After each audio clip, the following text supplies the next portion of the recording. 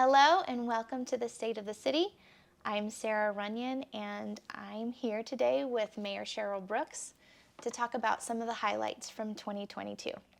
For folks who may not know you, let's tell them a little bit about your background. Can you tell us a little bit about your family and your connection to Pittsburgh?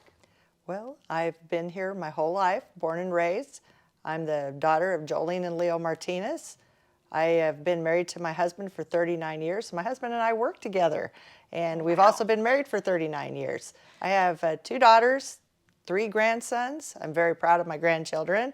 What Nanny isn't, they call me Nanny. Awesome. And it's a very unique thing that I've never wanted to leave Pittsburgh. I've loved it since I was young, and a lot of people think that they need to go see what the grass looks like on the other side of the fence, but to me, I was happy with my side of the fence.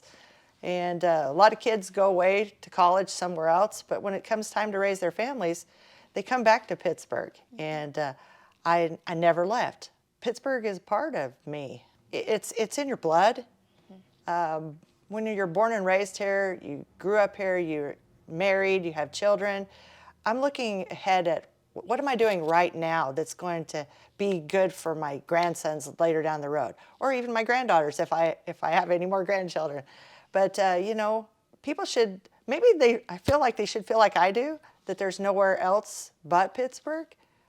It's came a long way since I was little. I mean, if you would look at how things used to be compared to what they are now, it's a big change. And I know every generation changes, but Pittsburgh has been growing, and it's definitely a place I see my children staying here forever, hopefully, knock on wood, and that my grandsons settle here also, go to school and hopefully follow in some of the family footsteps. But it's a great place, and I couldn't think of being anywhere else.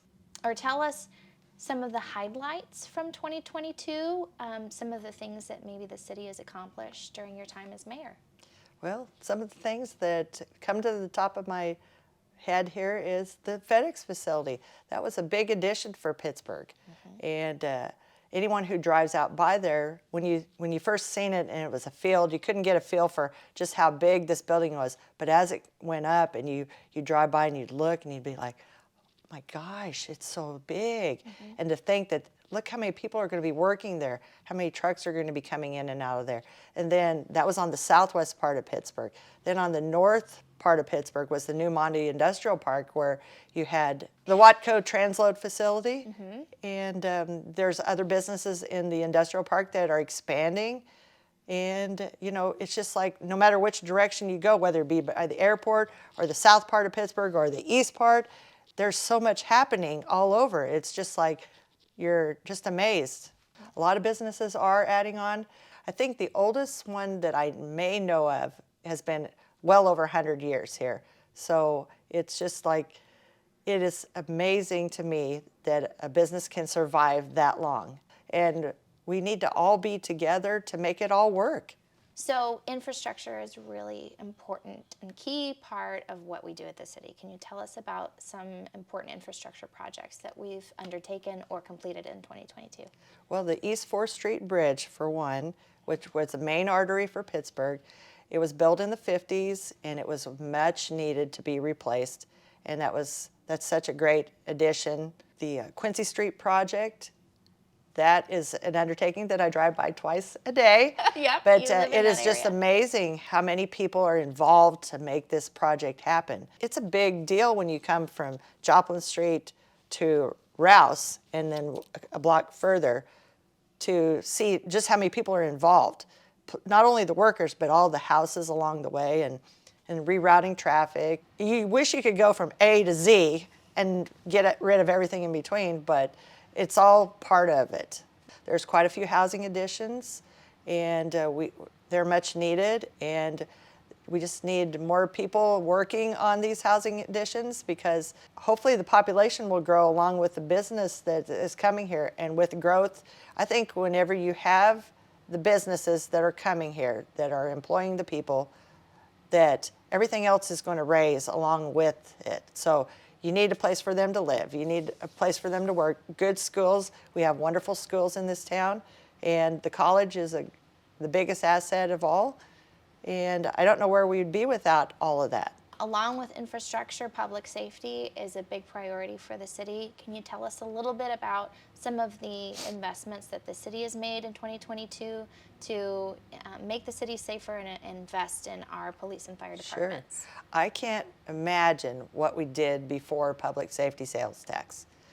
It's just amazing to me all the things that are funded by it, from the body cams on the police officers to the fire apparatuses that the firemen have, or new fire truck, let's see, hopefully car cams in the future, the tasers, the vests, everything that is much needed for men and women to do their jobs in the police and fire department.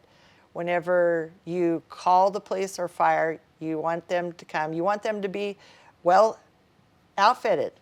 And it's something in this day and age that we just can't be without. We also have some exciting things happening in our park system. So can you tell us about some things that either were completed in 2022 or some maybe things that are coming up that people can look forward to? Well, being as we have grandkids, the splash pad at Schlanger was awesome. And the parks are well kept. I know the pickleball court at Lincoln Park is a major deal.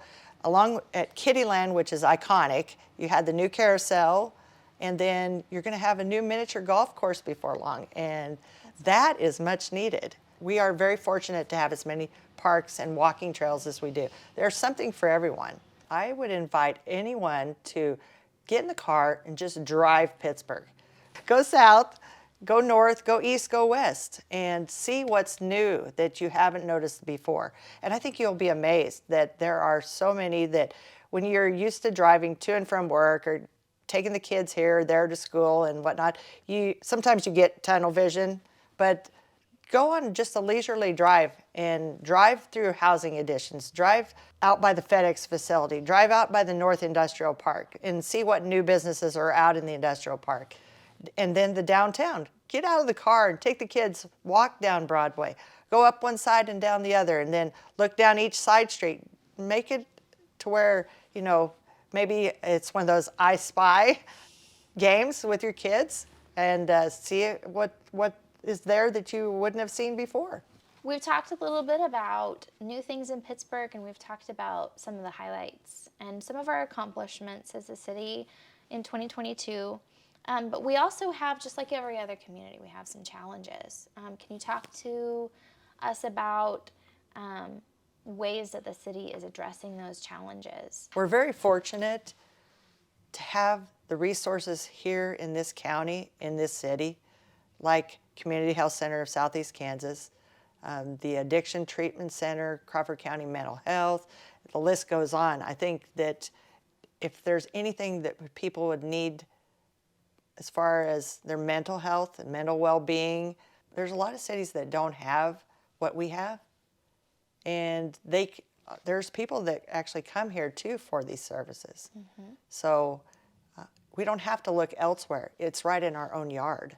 We have some really great partnerships as well. There's a couple exciting projects underway that the city has helped with.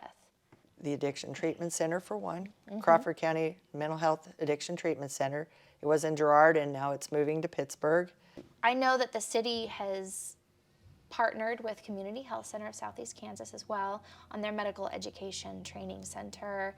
And how do you feel like that's going to impact the future of Pittsburgh? A small community like ours has such a big opportunity.